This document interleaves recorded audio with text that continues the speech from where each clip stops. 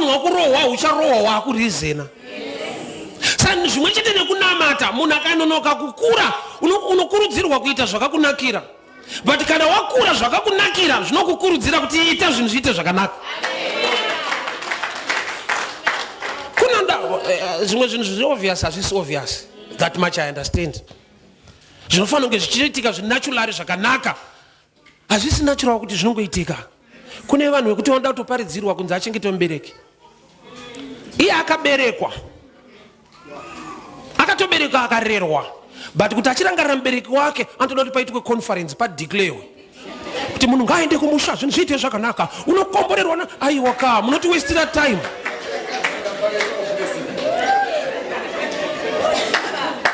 Zvinofanirwa kuti kana taakuzvitaura i-confirmation yezvaunotenda zvirimo nokuti uri munhu ane dzinodhonza. Pane nyaya dzatinofanirwa kunyarara tichifungidzira kuti vanhu vari kuziva zviri common hazvisi common. Ndakamboatenda imwe koti ye-maintenance yemumwe muchinda so. Saka ndainetseka kuti munhu ari kusungirwa kuchengeta mwana wake kwete wegovernment wake.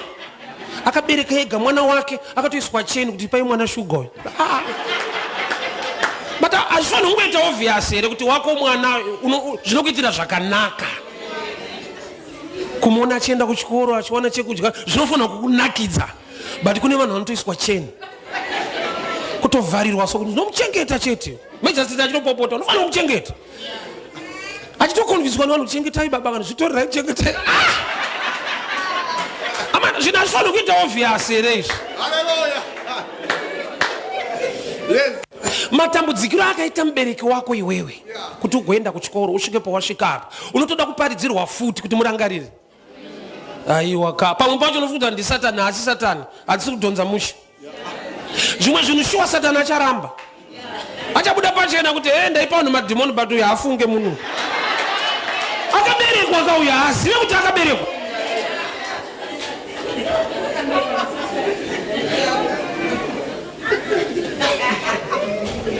Message in Ezekiel, a prophetic message. Mabonzo nzwa ishoko ra Mwari, muchava nenyama muchararama. Verse 7 veyati ndichiri kuprofita kudaro. Makava neruzha, there was noise. Why? Nokuti mabonzo anga akufamba achigumana achirovana. A movement ndeyekuita say bone to its bone. Bonzo panzvimbo. Kureva kuti kune imwe nyaya yawakanamata kuti Mwari ndiitire zvinhu zviite zvakanaka, but physically you are not in the right place. Hausi panzvimbo chaiyo. And I'll explain this.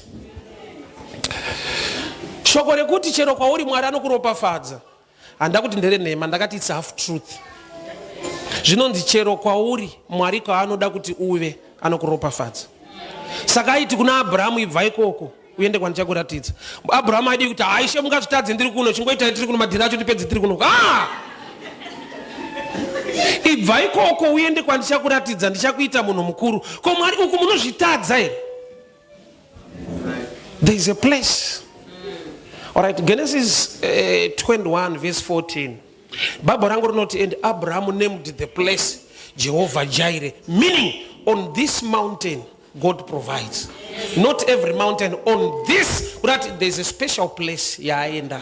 That's why Mwari vakamuti uye kugomo randichakuratidza. The mountain that I will show you. Kunati makomano gona kuwanda, but you need the guidance of the Spirit of God. GPS yedenga kuti apa ndopa zvinoitikira. So ukashaika pagomo iroro unopotsana nezvaari kuda kukuitira uri kune rimwe gomo ari Mwari anogona, but you in the wrong place. Saka zvanzi ndakaprofita, and there was movement, bone to its bone. Vangada kuti bone to its bone harina kuprofitwa. Rigati ribvise kuti ishoko raMwari imovement iri kuitika mumupata muvalo. Ndoda kuri enzanisa nemashoko ari munatural realm. Tine zvatakamirira kuti Mwari vaite, but mu dimension yatakamirira Mwari kuti vaite zvinhu izvozvo hazviitike nyange Mwari vane simba rekuzviita. For example, pakauya mwana musikana pana pakadiki kane 4 years handigona kukanamatira kuti kave nembereko. But so far nyange tichitenda kuti Mwari ari powerful, minamato inoshanda, zera iri harisi under demonic attack age, ari mu natural attack kwete demonic, natural. Kuda kuti nyaya yake inotongoda kungoti akure, hapana Satana aripo apo. But it's a system yakaiswa naMwari kuti at this age you can't carry pregnancy. Saka kune zvinhu zvinoita answer to maturity. Mwari nerudo rwawo rwese kune nyaya dzekuti havagone kupindura pazera rauri, nokuti zera rako ipfungwa dzauinadzo pazvinhu. Mwari ndivhurewo madoors, baba ndiri kuda a financial open door. Silver nendarama ndezvaJehovha. But vakatarisa pashoma iripo, behavior iripo, kuti pa 100 US nototaura neEnglish. Why?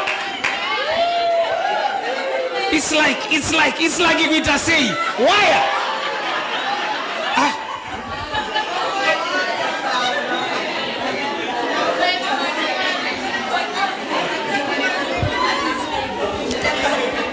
Ini ndiri munhu wokudhara, ndainzwa zvaitarwa nemudhara wangu kudhara. So zvanzi kare kare munhu aita akakwaibhedwa mabhiza, waiti ukawina mari yakawanda avauye kuzongokuudza it once. Pane mukuru akambonzwa nyaya idzodzo, munhu akawina mabhiza akawina mari yakawanda kudhara, vanga vasingauye vokuudza kuti wawina 50,000 ka 100,000, hanzi vaiuya vokunyepera nyaya. So pane akambonzwa ndikuda witness kana 1 zva, hamuna munhu wokudhara ere muno, waiti ukawina mari yakawanda avaiuye vachitaura.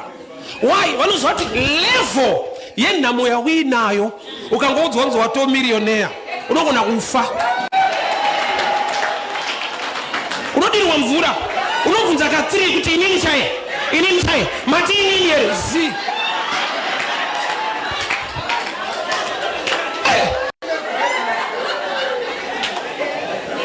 Munhu ane mindset yekuti zvinhu zvinoimprove bit by bit. One time aite mari unoida, pakauya munhu akakupa 20 rand kana chero usingazive panzara, akati uri sei hako 20 rand tenga drink, unoti thank you. But akauya ne 20,000 rands unotanga kumukwesera kuti mabva kupi, ndimani? Iwawo ndimari here yawandisa. Mind yakatrainwa zvishoma nezvishoma. So azvitraeka wesi munhu wacho ukamubvunza ndimani, akati no atizivane bandiri muNigeria, unozoti akuchekereswa. Zvakanaka unozvida, but zvikauya at once your mind haisi ready.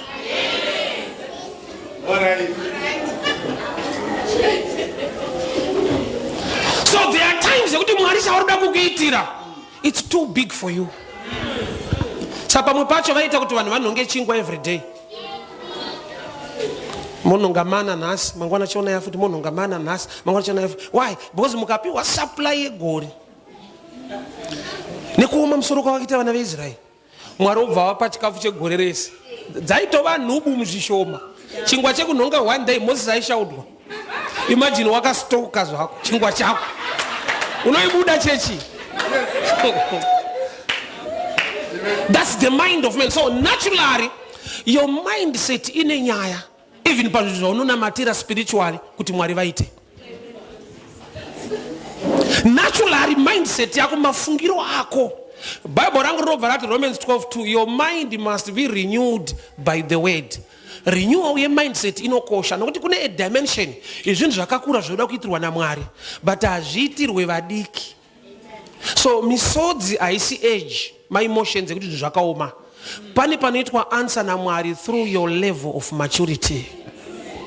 Mwari havakupe zvavainazvo zvese. Prodigal son akapiwa zvaakapiwa nababa wake. Chandoziva paakadzoka kuti aurayirwe mombe inyaya yekuti anga asina kutakura zvese zvake, because akapiwa mari ngezvinokwana bhegi raanga ainaro, ende akarongedzerwa akatakura. Zvaunotakura ndo zvaunopiwa, kwete zvese. So capacity yako ine nyaya. Kana usingagone kutakura zvakawanda unopiwa zvishoma, iwe una mudharani zvakawanda. Your capacity matters. Mindset asati yakufunga zvakakura, mafungiro acho zvinhu zvidiki. So Mwari unogona kuresponda maringe your level. Faith unayo but usati wakura muzvinhu zvaunochemera dai Mwari vandiitira. So sometimes he responds to your level.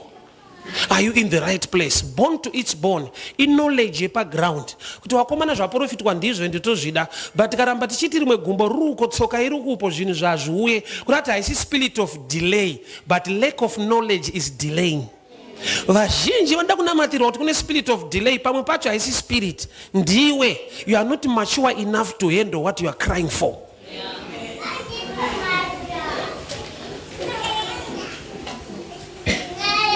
Kungo crossa border wakutodadira vakasara usati waita mari yacho hauna zvizhinji zvawaita kungoita +27 rafu yawinayo mugrupu rehama soti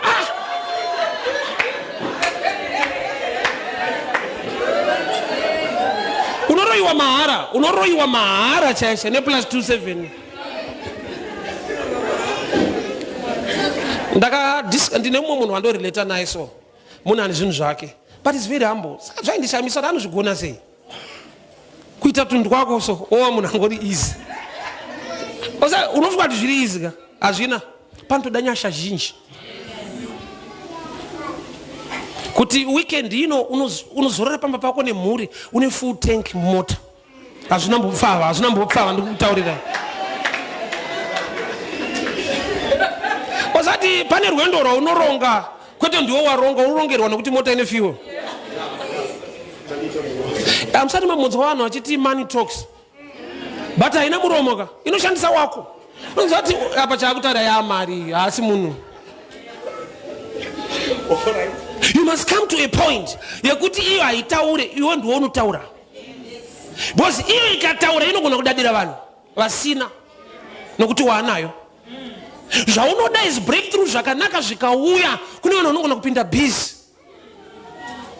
Ndesha mwari yangu yakavaka imba kuHarare. Nyaya dzake ndewe chidiki akakoropofadzwa ndokubva vakaimba.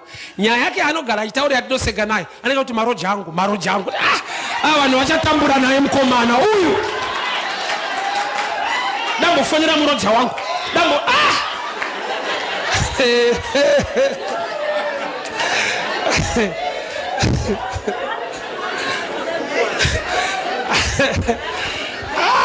Unozova kuti kuroja utarojera vana vadiki.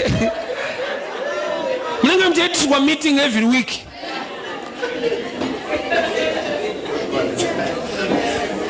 Failing to handle zvishoma zviripo. Kana ukaita prayer hausi muorder yezvizhinji nokuti pazvishoma patori maproblems.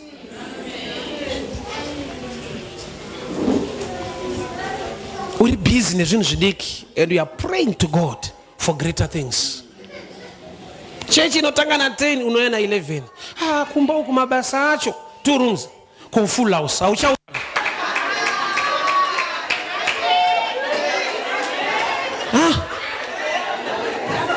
Ini shwa zvakandinetsa kuti vanazvo vanotokwaisika kubata nguva vachinamata Mwari.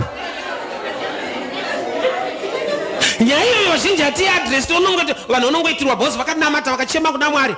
There are times yekuti kana mabhonzo asiri paorder prophecy will never manifest. Why bhonzo hapasida kugadzirwa zvinhu pada kugadzirwa munhu.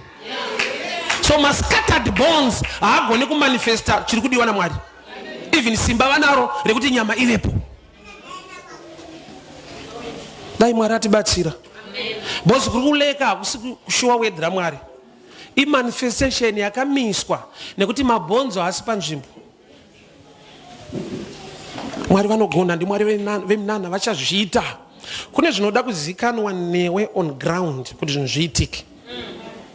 Moses akachengetwa naMwari kurwizi. Bachaita kuti aflote mune river haisi grace iskill. Mai vakaruka basket vakamisa imomo. So aichengetwa naMwari ari mubasket rakarukwa namai vake. Kurati human skill ne grace ndo yakatipa Moses. Akaita amai vasikagona kuruka basket vanongoti kudenga kune nyasha anochengetwa naMwari anodyiwa nemakarwe. Kurarama in that place zvakatora human skill and the grace of God. Kureva kuti kana asati akugona kuruka tswanda mukadzi uyu ngaambomira kutiberekera Moses anobereka chinofa. So pane pekuti wanamata wachema ende wakutofunza ndofunga chechacho haina power. Because zvinhu zvangu hasikuitwa ndane makore ndichipinda ikoko. Unogona kuchinja chechi. but ukasakura zvinoattracta ropafadzo yacho unoendesa problem uri kumberi ikoko.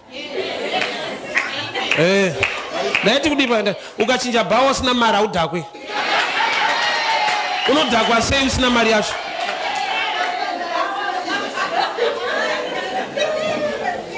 Born to its born haina kubvira yaparidzwa, yangotanga kuitika mumupata. Kuti mabhonzo aya kuomerwa hawo but knowledge karipo.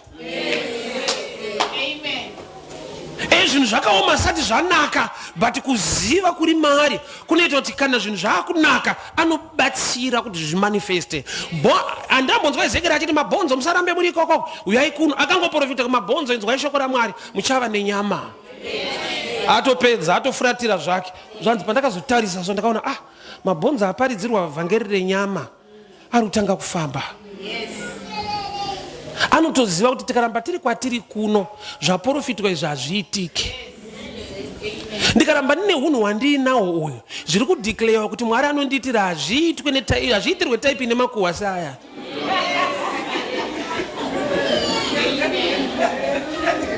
Iwe make sure kuti data unaro kuti ufambise makuhwa chete, kwete business. Data rako nderenyaya dzevanhu. Kune vanhu vakushandisa data rawo kuadvertisa zvavari kutengesa.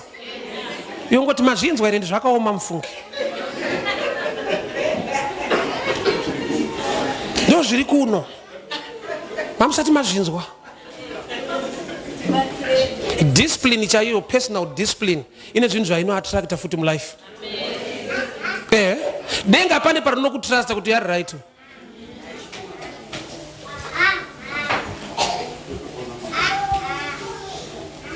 So Ezekiel aprofita, adeclare pfungwa yaMwari, mabhonzo muchava nenyama. Pese panoparidzwa, paunonamatirwa, Mwari harevi nema. Nyasha idzodzo dziriko kuti zvinhu zviitike. But check yourself. Am I in the right position? And this is scattered here. Alright, ukanamata kuti Mwari ndipe mari zhinji, muvana vangu vaitirwe zvakanaka, yetu neumwe mwana kuchinoi. Hausati wamutaura kumba ikoko. So Mwari ari kuona kuti mabhonzo aya kaya haasi panzvimbo, but sana wada kuchengeta mhuri ipi?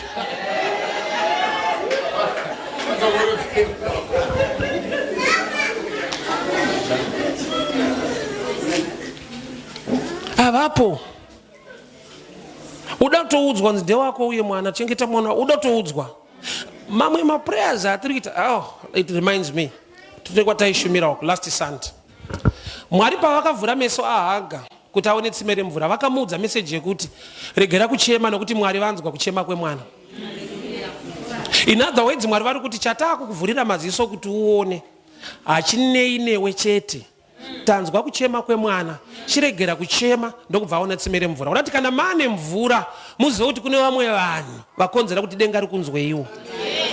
Saka kune imwe mari yekuti Mwari anokutendera kubata nekuti anoziva kuti kumusha kwenyu kune mwana asiri kuenda kuchikoro, mwana wasisi wako. Regera kuchema nokuti Mwari vanzwa kuchema kwemwana. NdiHaga kureva kuti Mwari vane vanhu vavanononzwa vachichema, wouya kuzotaura newe. Wouya kuzoudza murungu wako kuti promotai munhu, mari yarikutambira shoma. Iwe ufunidza kuti imari yako nokuti wakangwara wapromotwa. Promotion yako ukaitresa ina ishuma iri mukati. Kune vanhu vakaonekwa naMwari vachichema, Mwari ndokubva vauya kunewe nokuti une ukama nawo. Ishuma iri naHaga ndama ine mwana. Saka denga riri kuti as long ukama huripo uitikangovhura tsime mwana anonwa. But nekuda kwemisikanzwa yevanhu vanokumbokoshiwa vana, ngatimuudze kuti tanzwa kuchema kwani kwaIshumairi, kuitira kuti kana makunwa mvura iyi muzive kuti kune vaimbochemerawo vakanzwiwa naMwari. Imi mukaitirwa favor yekuvhurwa meso. Une maopportunities anovhurika mulife mako, not because of you only. About 4 months ago, ndakanodrilla ball kumusha kumba kwedu kuna mchembero. Mchembero ati mwanangu waita, ndikati amai rega ndikudzei secret yandakabata. Minamato yenyu yamunoita ye ine masowa anovhura. Masowa iwayo ndokabva mari yachera ball. Saka Mwari panoti ndopfa ndotoziva kuti izvi zvinana Ishumairi mukati izvi. Iwa vachashanda vachembera vakuraka, but pauri kunamatira wacho ari kushanda masowa bvavhurika. Obvious aufana kukanganwa kuti pamwe pacho handini ndachema, but Ishumairi ari kuchema. Sadenga rikangoziva kuti wewe una basa naIshumairi, kana ukachema harigone kuresponda. Nokuti Mwari pane paunotarisa Abraham anoona marudzi kwete rudzi. Anoona magenerations vanhu. Mauri mune vanhu vakawanda. Nokuti dai waziva ropafadzo inogona kuvhurwa nemadhoo ekuva nemoyo nevamwe. Haga akati kudi Mwari mukandipa mwana ndinosiya pano. Unomusirei competition iri kumba na Penina. Unomusirei mwana. Unonosekwa waku maraini. Aka understand kuti aiwa bishop ili vanga wakura vachembera.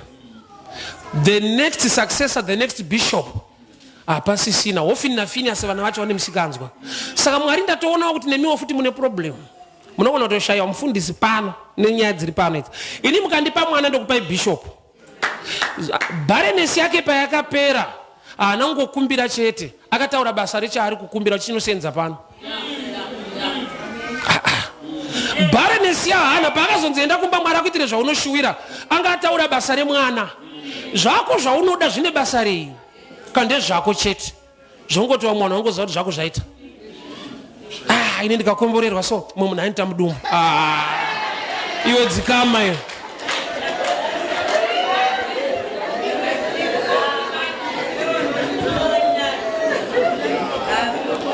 Ana akameshena basa raSamere. Mwari mukandipa mwana achaita basa pano ndichamusiya pano. Basa iroro rikabata moyo wa Mwari kuti ndomunyimirei kana aine pfungwa yekuti basa rangu ripfurire mberi. Unochemera blessing isina ina Mwari wacho uchiichemera kuna Mwari wacho. Kana ndiwe zvako zvauri kuchemera kuti Mwari ndiitirei zvine chekuita newe chete. A selfish mind inobloka futi blessing.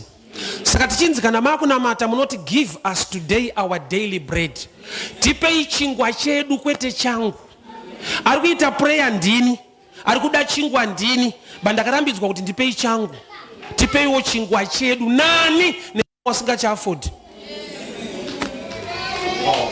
Iwe pakunamata give us our daily bread chingwa chedu ukachipiwa chako. Unorasa kayo. Do you know Jesu ane simba rekuita minana chingwa pachakasara haana kurasa.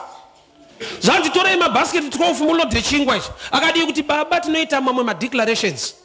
Chasara achina basa ndida kudeclare chimwe chiri fresh. Powerful Jesus. Aigona kumanage miracles zvokutochengetedza chingwa chemunana. Iwe chako ndechekutotenga uchengetedza. Anogona kuti nhasi tiri kuda chimwe declare chozara. Akati chasara ichocho isai mabasket. Wai kune vanhu vasiri pano vane nzara nekuti kana makuenda mukasangana nawo ngava benefit munana wa Jehovah waitirwa mulife mako.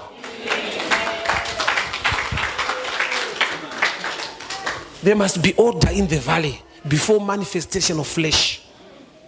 Zvawakanamata kuti Mwari ndipei, Mwari ndiitirei, pangori nema questions bedzi. Kana zvaitika zvinogumira pauri here kana zvinoaffecta vamwe.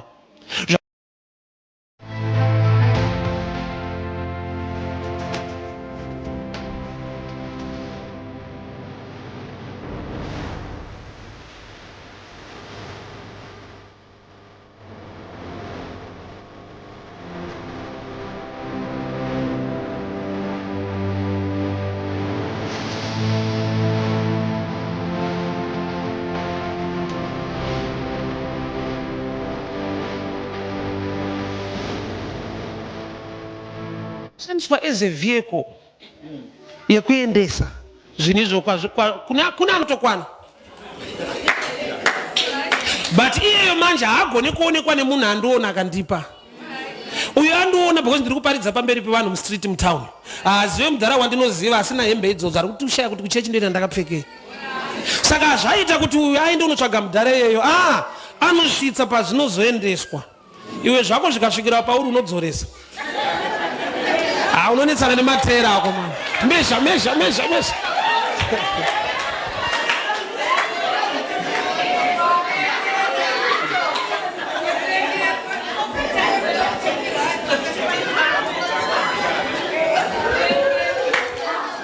Ndikudze kupera kwenyaya iyi. It's a very interesting story. Ndakaendesa mudhara ndikanomupa ndiaikwana maswitsi iwaya. Une ma friends unoona komasutu ndikati handikwani maombi. Ndakapa mudhara pane mudhara wataiti Eli auya kuchechi swanga ari mugiant. Hapana kuita 2 weeks. There was a certain man I wona masemon pa Facebook ari ku Germany. Ndobva unza 3 brand new suits from Germany. Asati andoona handizive akatumira hama dzake dziri kuZimbabwe. Vakati I watched this man online and I munomutsvaga munomupa. Anokwana akazouya. Iwo unodzoresa iwayo. Kana kakatova kadiki unonzwa kuti zviri kuita. Unorwadziwa nekupfeka uchirwadziwa. Kunza unorova kumberi kuti yara.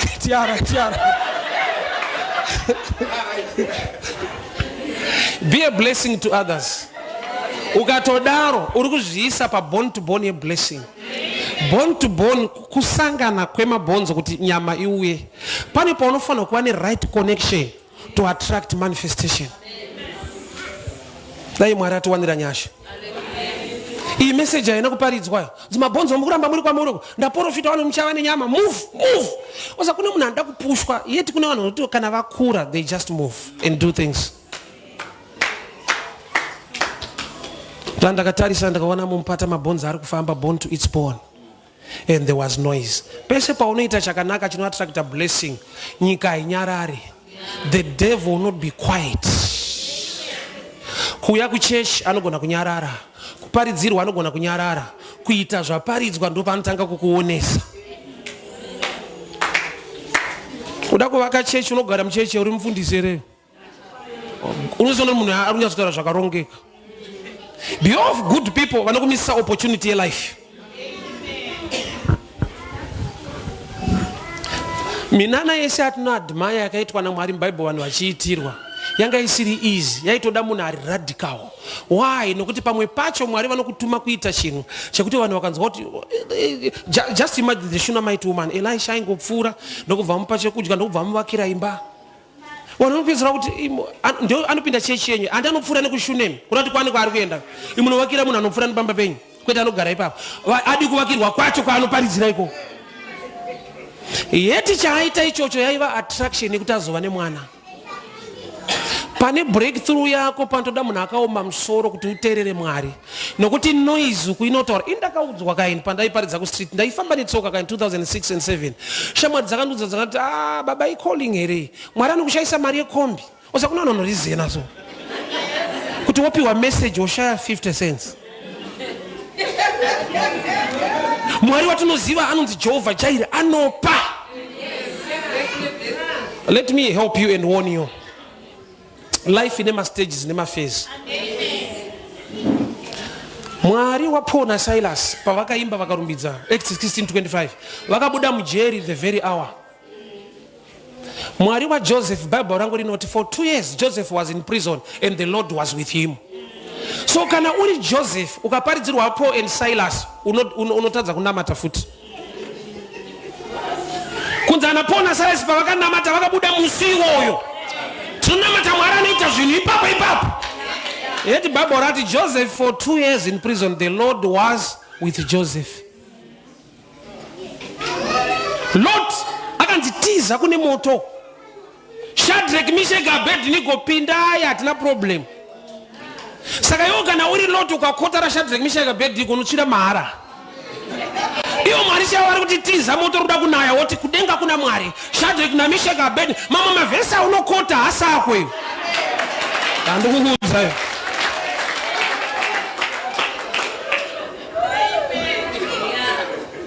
Because vana veIsrael for 40 years vari murenje Kenani inopindika saka 40 years haina problem kwauri ne problem. Unoziva kuti unorarama kusvika rini? Kokararama 45 years oro wa 40 uchizvita mwana weIsraeri iwewe manje.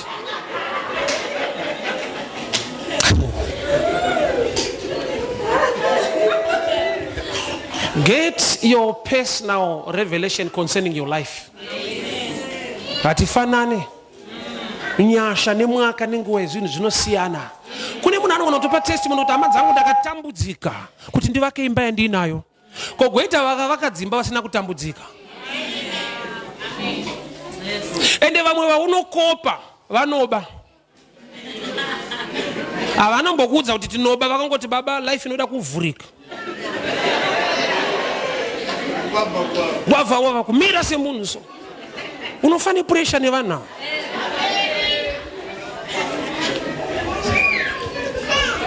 There was a guy on social media aiti kana kuitika party mafaro ainoisa mari pa stage achimoya moya vanhu social media wakamuona muchinda yeye aipa vanhu mari akaita mbiri akazoenda kuBotswana ndokubva asungwa nzaiba. And sometimes zvinenge zviri correct kuti yekungopfachura inenge haisi kusenza pese pangoita bhendi ungotora mari munhu akapedza nhamo here iyi vision yelife yake yakamira sei. Akazotaenda kuBotswana kubva asungwa zanzi aipota achibira vanhu mari achinyepa kuti ane kampani aisikama anoti sataipiwa pressure nomumatsotsa zvoti mukomana wako uri kuramba uchiti hana mari yari kutsvaga iri genuine ka ndosaka iri shoma roorwa nembavha uchabata shu.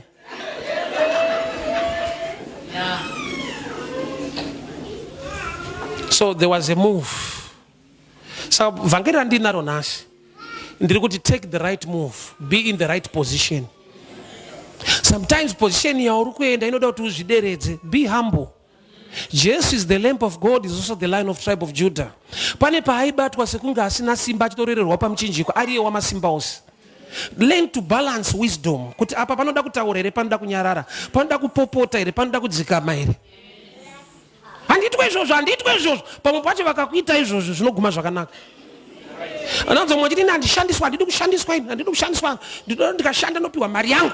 Yetu ukazonotsvaga rimwe basa vanoti tiri kuda munhu ane experience. Experience inoincluda kushandiswa nokuti waitoshanda. Ndikukuudza. Iwa una experience pese pawapinda mari ikasabuda unosumuka. Makambani ese wakashanda pano pakuita 3 months because haudi kuitiswa. Tungoshandiswa ndokutoshanda kwacho. Because pa next stage unenge wane knowledge. Ufunge formula ye life ye success iri very strange. Zvataifunga kuti ukadai ndo zvinopa success mazano zvese. Kubva kuZimbabwe kwatobva. Kuno mwe mudhara so akangopiwa chikafu ndokubva sapatina nwanzi GD6. Formula kuZimbabwe kuna formula ka. Unofuma wane mari yako.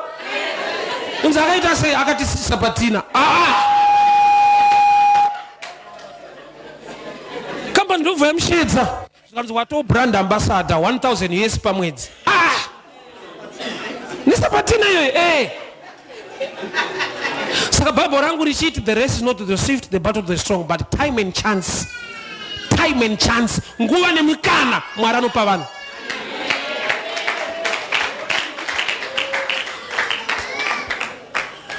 Born to its born. Matime yaitana. Iva mu position ino attract a blessing. Wakanamata wakachema Mwari vakakunzwa. But iva a person yekuti pampacha zvifana kuomera Mwari kukuitira. Wanofana kurwadzirwa iwewe. Ozi uri mwana waMwari.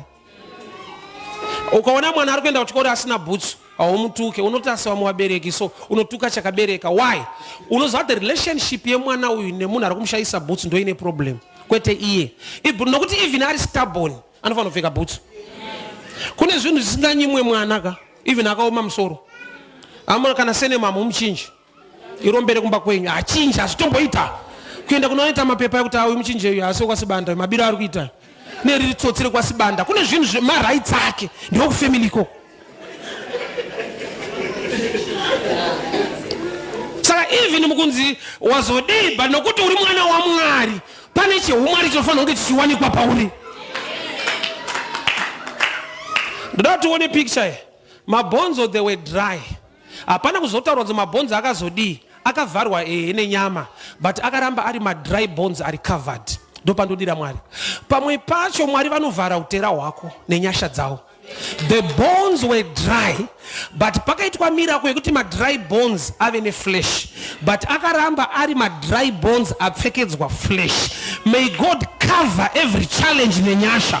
Mwari ngavakupe favor dzinovhara nyangwe udofo hwako. Mwari ngavakupe mari inodarika kungwara kwako. I want us to pray togona kusimuka. Prayer yako ndeyekuti Mwari ndiradze pandofanirwa kuenda zvandofanirwa kuita. Connection.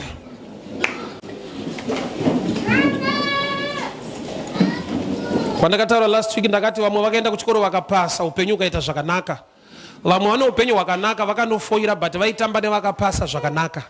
Saka unogona kupasa kutamba nevanhu musha.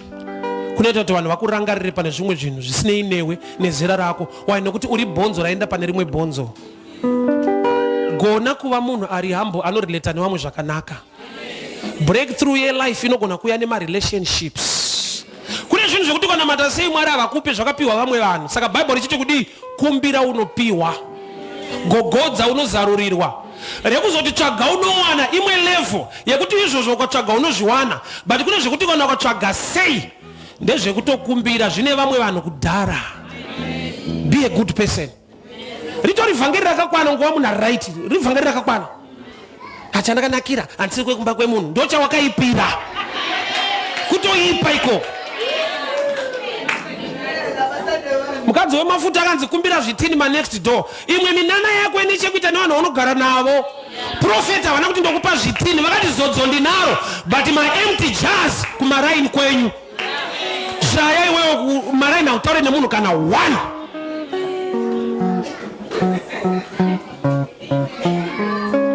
Let us pray. Father, we thank you for your word. We thank you for your grace. We thank you for your favor.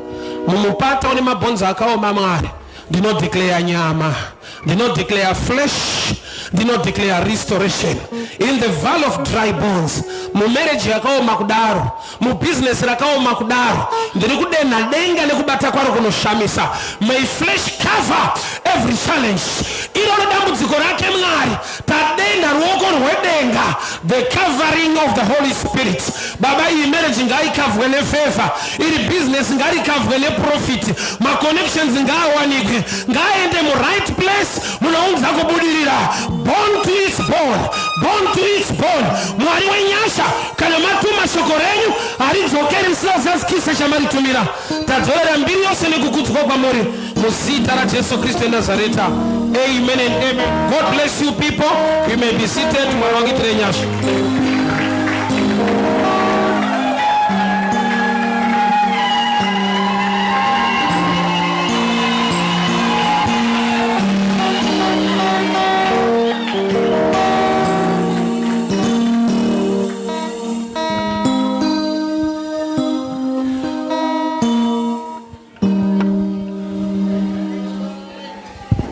Hallelujah. Amen. Chechi ya Jesu. Vakafara chete. Amen. Tine Easter conference. Tine Easter conference iri kuuya. Amen. Chechi ya Jesu. Amen. Chechi ya Jesu. Ka excellence akandeke msangano mana kaka. Ngatenderane kuti ka excellence karingori muno mbeke msangano chetaka. Funga patinoti Friday, toti Saturday, toti Sunday. Akadzokera wakadaro yo. Nguva ino nekuzara kwayo regai titende Mwari. Pamwe chete namuvhangeri nekubvuma kushandiswa kwavaita naMwari. Tipe chipo chekuombera tichitenda Mwari, tipe chipo chekuombera tichitenda Mwari. Tipe chipo chekuombera tichitenda Mwari. Mwari wekudenga akupfudzei kumberi. Tichatomboronga chiri chikonferensi chana baba chidarire machinda chairo chairo. Amen. Chechi ya Jesu. Zvinodarire machinda rinenge rikuovatekwa nana amai. Tirikuzoona tiri kustudio kuti zvingonoti vana amai vari kutora dare. Amen. Zita ra Jesu. Regai nguva ino tisvike patinotenda AFM Greater Glory kwandinoshumira ndiri the hosting church iripo pakati pedu. Regai nditende neutungamiriri unoshanda pamwe chete neni nekuronga chinhu chakanaka kudai. Mwari wekudenga ngaakupfudzei kumberi. Mwari wekudenga ngaakuitirei zvakanaka. Imwe nguva nemabhizi atinenge tiinawo, especially when evangelist is around, pamwe pacho handibatiki pafoni, pamwe pacho ndinobatika, but they know kuti basa rinofana kuti ripfuurire kumberi. Regai ndikutendei vana baba nekufambisa basa, vana naamai, vakomana nevasikana veAFM Greater Glory nekuronga chinhu chakanaka kudai. Regai tingorova maoko tichingotenda hama idzi nekuronga chinhu chakanaka kudai muzita nemuropa raJesu. Hallelujah. Rega ndisvike nditende varanda vaMwari vandotenda kuti vamwe vari pakati pedu vangadai vari kune mamwe machurches avo sevafundisi, vamwe sevavhangeri, vamwe semadikoni, semaelders, vangangodaro vari kumachechi avo but vasarudza kuya kuzobata pamwe chete nesu nhasi. Mwari wekudenga, imimi ropafadzwai naMwari wekudenga. Ndinokutendai nekuda kuya kuzotikota from other denominations vari pakati pedu vemachechi akasiyana. Greater glory inokudai, greater glory inokufarirai. Amen. Chechi ya Jesu, chamaita ichi maita chinhu chakanaka kuya kuzotikota. You make this event successful. Sunday ino taitirwa zvakanaka nekuda kwako. Saka ukaona ari parutivi pako ita mufundisi vati vaitirwa zvakanaka neuvepo hwako paservice ino. Tatoitirwa zvakanaka, tatokomborerwa, tatoitirwa zvakanaka. Dai wanga usina kuuya iwewe muvhangeri havana wavaiparidzira. Amen. Chechi ya Jesu, regai nditende vanoridza nemidziyo iri pano, vari kuridza. Mwari wekudenga akuitirei zvakanaka. May God bless you.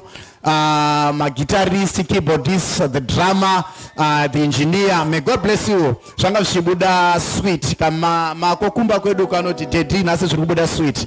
Saka apa pazvinhu zvedu nhasi zvabuda sweet. May God richly bless you, as you are not forgetting the TLC TV iri kurekoda live sermon. Amen. Chechi ya Jesu, iwewe uri papapo kana wakabata foni yako samfundisi kana usina godo ndoda kuti utoenda papeji ravo ipapa ndo pandokutendera kubata foni uri mchechi ende paFacebook ungobata peji ravo ungonolike this sermon. Amen. Chechi ya Jesu, last week we were ministering ku Cape Town. It was a busy Sunday. We had 4 services per one Sunday. So Evangelist kana vari muguta, especially dai wanga uri Cape Town, dai tatopedza kana machechi 3 tatusara takudaunura mamwe 2. Ipapa pane chikonzero choti tiri kure, tine imwe service yatino attenda ku Cape Town inova the last service, and then Evangelist wachizodzokera havo ku Zimbabwe. Uchaona kuti imwe Sunday yatapedzesera kuita takangoti tichingobuda muservice chizosvika kumba takaona sermon iyo yana about 193 shares yatokuma about 200 something k views. So iwewe usaite godo, ichi ndechemumusha medu. TLC TV tati ndeye musha medu, mupi nai muno Friedenberg. Saka unaenda unosiya like, uenda wepapo unolaika, ushare of the sermon roenda. Unogona ngori pano but kune mumwe ari kubhikita achaona sermon irori papeji rako. Mwari wekudenga anokuitira zvakanaka. Kuparidza hakusi kumira uchingobata chimuti chino chichete. Kune mumwe akaparidza nekungokanda posta chete kuti muvhangeri vanenge vari pano. Imharidzo iyoyo yange yakatodarika kubata chino chimuti. Muzita raJesu, haleluya. Muzita raJesu, amen. Saka vane page ravo reTLC. This service was broadcasting live pa TLC. Kana mai mfundisi ndaona kundisira message apa vari kuchandokwavo vachiti ndokukuona ichechi yakazara. Amen. Chechi ya Jesu. Saka ona uchionekwa na vanhu vari kunze kwari kure kure, uchionekwa nevanhu vari. Saka iwe usaitawo godo. Share the broadcast, share the live. Mwari wekudenga oonekwa wakagara muchechi muvhangeri vachishumira. Lastly, we are going to have a parental blessing Sunday on the first week of March. Vanave AFM Greater Glory in the emphasis. Yeah.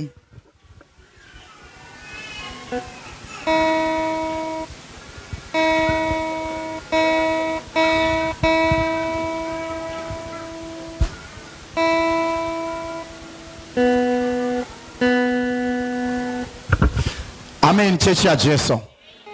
Amen and amen. So usaremerwa nekushare. So I was saying kuti parental blessing Sunday vana veAFM Greater Glory muvhangeri matsika nemo kuti kune vangu vanoda kugombedzerwa kuti vachengete mubereki. So on this Sunday takati hatisi kutarisa vafundisi kana kuti chitumboda mabereki vedu timbovarangarira. So tiri kunamatira zuva iri ratiri kutenda kuti it's a Sunday whereby masuo achazarurwa. Tikaitira varabereki vedu vakatibereka zvinhu kumusha vakanamata vachirevesa tinokomborerwa. Varipo ero vanotenderana nemi. Varipo ero vanotenderana nemi. Tikarangarira vabereki vedu ndinoziva unosivarangarira, but on this Sunday tinoti timbovarangarira with a prayer kuti Mwari zvandava kutumira matomi angu aya kumuchembere uku paano mapfeka ngaandirangarirewo. Mwari zvandava kutumira mazambia aya, zvandava kutumira shuga iyi paanongonwa ngangoti kuna Margaret akatuma shuga iyi ari ku Cape Town. Zvinhu zvako zvinokuitira zvakanaka. Muvhangeri vatsika nemo. Amen, chechi yaJesu. Amen, chechi yaJesu. Ndidi kuti ndipedze nguva maona baba mazorodze vachiuya vachindizevezera. Vari kundikumbirawo 10 minutes namuvhangeri chavari kutenda icho kuti pari kungodiwawo maybe question and answer. Vangotanzi just for 10 minutes yavari kudaita question and answer to the evangelist. And ndenge ndavati nini regai ndipire muvhangeri ndipindire muvhangeri mike iripo vakagara ipapapo. Izo mufundisi Chianike can also help.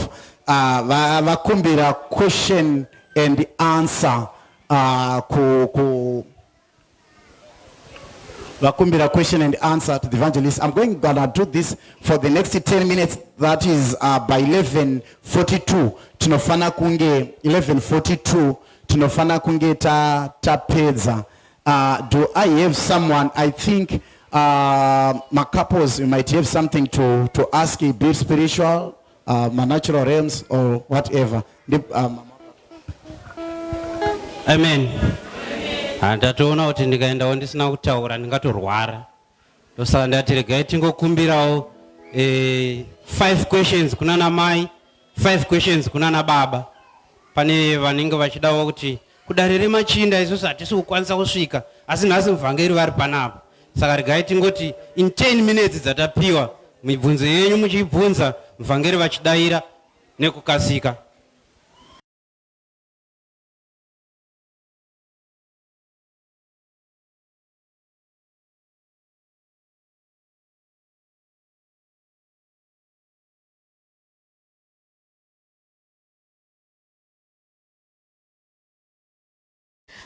Type of people.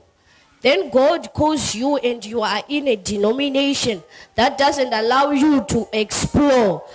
How do you do it? Do you follow the rules and the doctrines of that denomination, or you just follow the voice of God? Because God is calling you to the world, but the denomination is calling you to a certain type of people. Over to you, Mvangeri.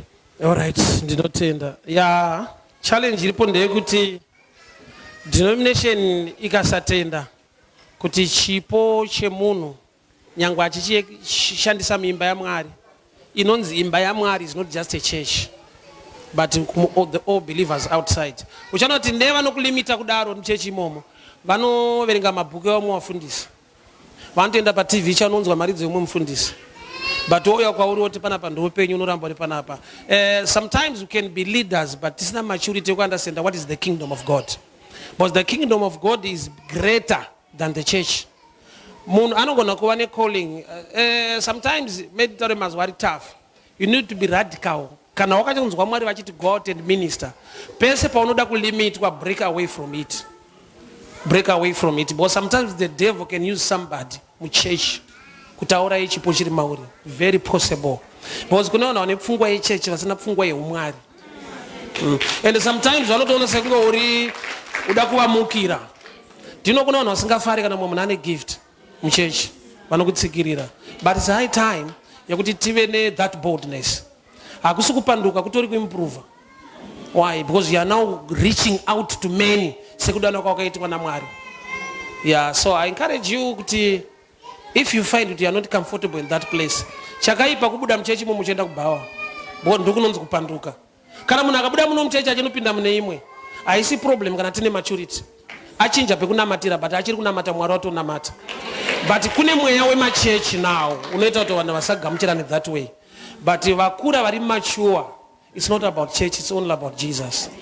Yeah. All right. Thank you, Evangelist. Thank you, Sister Tsitsi. Saka toti tikabva kuvakadzi toenda kuvarume. Vana baba tinawo vanoda kubvunza. Muri kutya? Chenda yangu yakundinyadzisa panapa. Vana mai?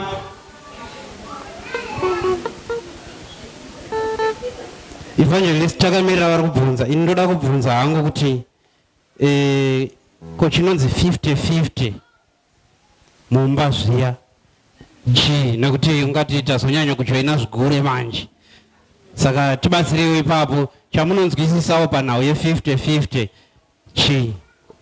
Right, the real essence iripo pa 50-50 ndeyekuti murume une 50% yako yanocontributa ine chekuita newese murume mumba. Because amite 50-50 yekuti uda kuchinja mwana mapampa uda kugezesa mwana nekudii 50 yako iri kusaidi kwako as a man. Mukadzi anounzawo 50 yake as a woman in that house. Basa ndoti imba yenyu yatsomira because juti rako you play it very well. You play juti rake very well. Ndo yato 50-50. Agoda 50 futi kuti kana ndabika mangwana bikawo. Sometimes nekurirana kwenyu then it's fine, but ikava let's say a mandate yekuti i50-50 tese takangofanana 50-50 chaiyo ndeyekuita yo 50 as a man zvaunofana kunge uchiita mumba. Mai woita 50 yawo samai mumba imo. Aiwa juti rake as a woman anoita 50% achiriita.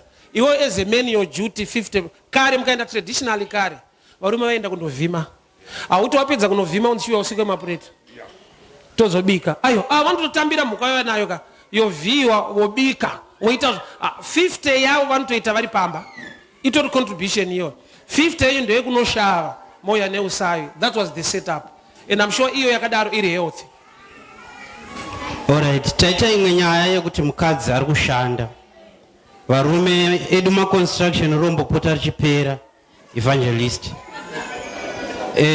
Ipapapo panenge pari kuzoti netsei ine away yekuti ndiri kumba uku ndikatowanikwa ndisina kusuka yatoo nyaya hombe. Why? Because handisi kuenda kubasa mukadzi ndiye ari kuenda. Pangagadzirisika sei ipapo? I'm sure problem kana uchiudza hama dzako kuti ndiri kusukiswa. Because murudo rwenyu nekunzwisisana you can't spend the whole day sleeping. Munhu aswera achishanda oyotanga kuita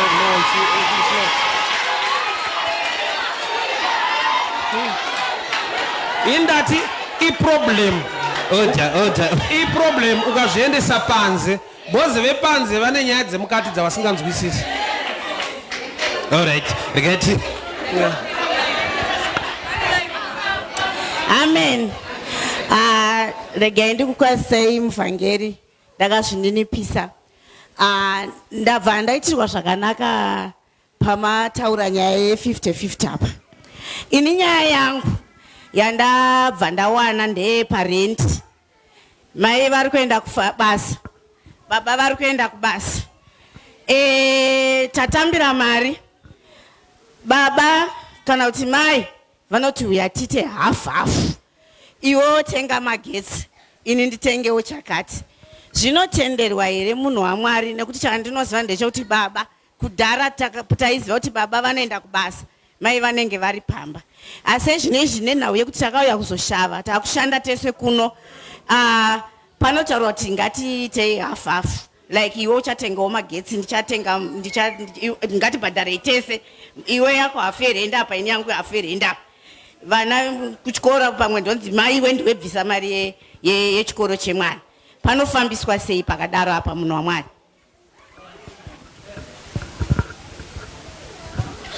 Maonero angu aya. A real father anofana kutora joy nepride kuti I'm the provider of my family. Mukadzi mubatsiri. Kwete kuti abva position yekuti ari kubatsira akutoita. Concept ye marriage mugarden mukadzi ari kuya kuna Adam ari kushanda. Mukadzi ari kuya semubatsiri. Already Adam ndiye ari pa position. I'm sure zvinopa joy handizive mindset wamwarume kuti ndiri kushandira mhuri yangu ndiri kuprovider. Madha vakashanda vari kubatsira mhuri iri kuchengetwa nababa. Kwete kuti vari kuchengeta mhuri vachishanda, vari kubatsira mhuri inochengetwa nababa. I'm sure that's it. Kuti wabvisa kuti mukadzi otomuomesera kuti hausi kubvisa rent, because pana akarora umwe pautu hwenyu. Pana akatorora umwe pautu ipapa. Saka zvofanira kuzikanwa kuti akarora akatora munhu achimunza muupenyu hwake.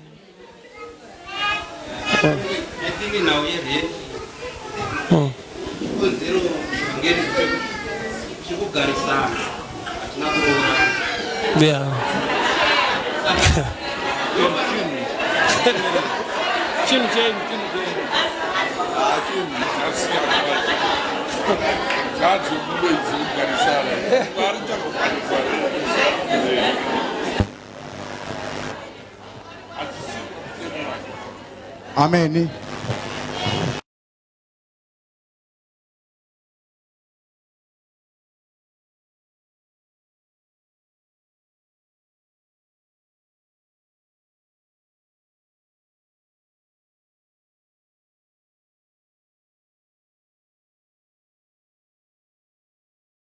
Ku Easter kuno. Udze greater glory to Evangeli twada ku Easter kopi naye. Tomboita Friday, toita Saturday, toita Sunday. Zvimwe zvatakuita zvikazhinji tinozviita maSaturday. Kana achinge akasununguka ndopatoita paSaturday service yamasikati. Ndopatinoita question and answer, couples, leaders seminar and whatsoever. Muzita raJesu, amen and amen. Amen and amen. Ameno kana ari panoti mfundisi offering ndanga ndisati ndapinda mchurch, but ndinayo offering yangu yandabva nayo kumba yandoda kuti ndipe kuimba yaMwari. Ndichakumbira ve ushering vaine mabaskets kana pane varipo vanoti offering payaitwa ndanga ndisati ndamo. Ndichikumbira praise and worship ichitora nzvimbo dzayo is about to close. Praise and worship, you can come up front. Munogona kubata futi mapese enyu praise and worship azvirambidzwe. Kupa Mwari muzita raJesu, hallelujah. Tichiimbirwa zvishoma vane ma-offerings, varida kupa ma-offerings, you can come. Ndichakumbira basket zvakare pamberi apa, basket re-offering, praise and worship ichitora nzvimbo. Ndichakumbira basket re-offering, muri kundiregerera basket re-offering. Baba Choga, Mai Choga, Koma, ndinga handisi kukuonai. Basket re